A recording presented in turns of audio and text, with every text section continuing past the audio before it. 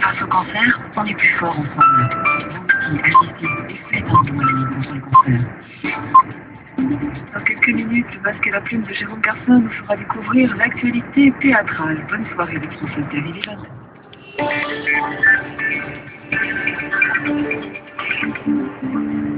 Les informations, Odile Martin, bonsoir.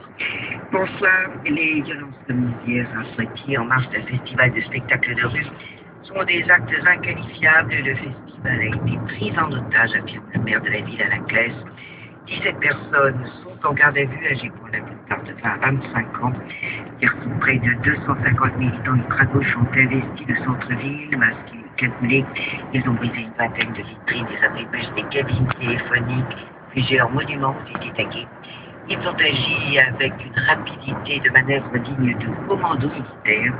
Le rassemblement était prévu initialement pour protester contre un transfert de détenus entre l'ancienne et la nouvelle prison de la ville. Un transfert qui s'est déroulé ce matin sans accident.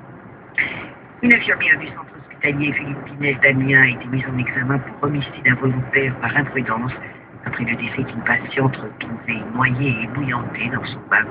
Le 4 août, la victime, une femme d'une trentaine d'années handicapée et hospitalisée dans une unité de soins psychiatriques, a été retrouvée morte, baignant dans une eau extrêmement chaude. Une enquête administrative interne a été ouverte et le ministère de la Santé a demandé un rapport à l'inspection générale des affaires sociales. Une marche silencieuse a rassemblé 1500 personnes à Milly-la-Forêt en hommage à Marie-Christine Oudot, violée puis assassinée le 28 septembre dernier dans un bois voisin.